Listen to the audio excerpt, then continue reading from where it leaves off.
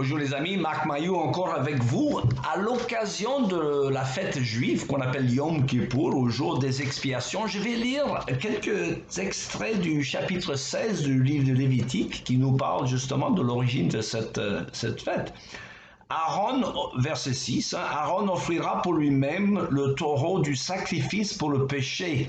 Il fera l'expiation pour lui et pour sa famille, puis il prendra les 2 boucs et les placera devant l'Éternel à l'entrée de la tente de la rencontre. Il tirera au sort pour savoir lequel de ces 2 sera destiné à être sacrifié à l'Éternel et lequel sera destiné à être un bouc émissaire.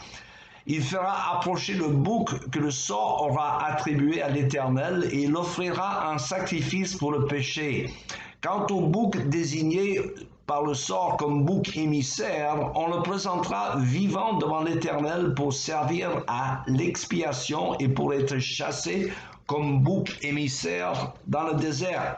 Et je saute quelques versets, j'arrive au verset 20 dans Lévitique 16. Quand il aura achevé le rite d'expiation pour le sanctuaire, pour la tente de la rencontre et pour l'autel, il fera amener le bouc vivant.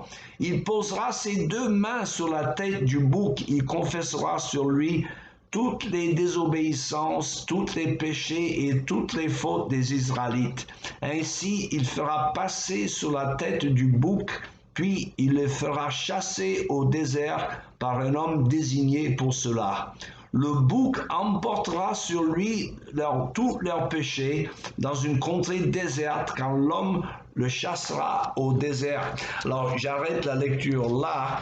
C'est un texte, comme je dis, célèbre qui est lu sans doute dans toutes les synagogues à l'occasion de la fête de Yom Kippour.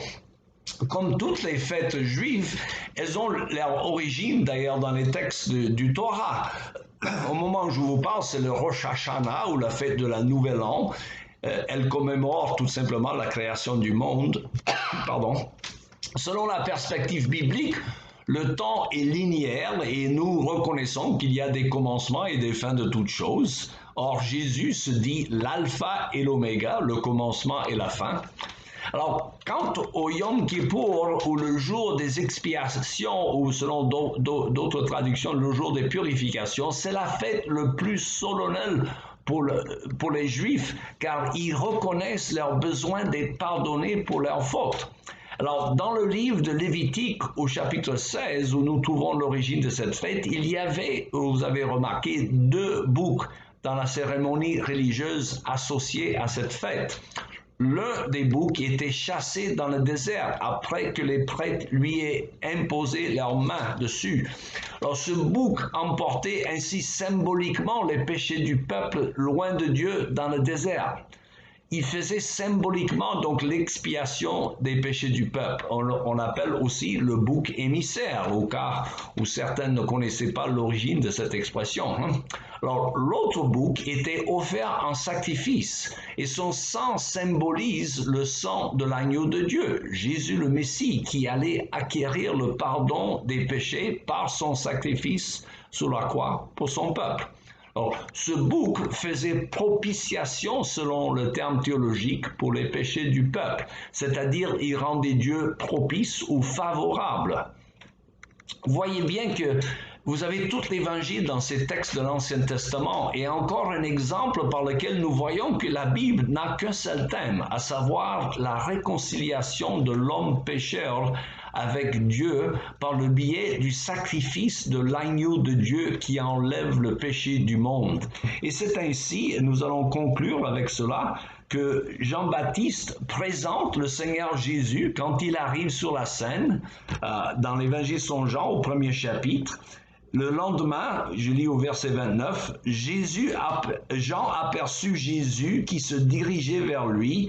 Alors il s'écria, « Voici l'agneau de Dieu, celui qui enlève le péché du monde. » Et un peu plus loin, au verset 35, le lendemain, Jean était de nouveau là avec les 2 de ses disciples. Il vit Jésus qui passait et il dit, « Voici l'agneau de Dieu. » Alors les Juifs devraient bien comprendre ce que c'était l'agneau de Dieu, celui qui était offert en victime pour le sacrifice de son peuple. Ainsi donc, le véritable Yom Kippour, au jour de l'expiation, a eu lieu sur une colline appelée Calvaire, à la sortie de Jérusalem, il y a 2000 ans, lorsque le Seigneur Jésus lui-même s'est donné comme victime sacrificielle pour les péchés du peuple.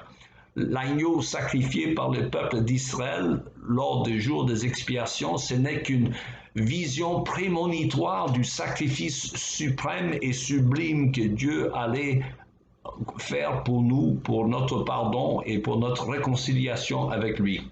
Voilà, c'est tout le temps qu'il me reste aujourd'hui. Il me reste à vous souhaiter une bonne journée et à la prochaine.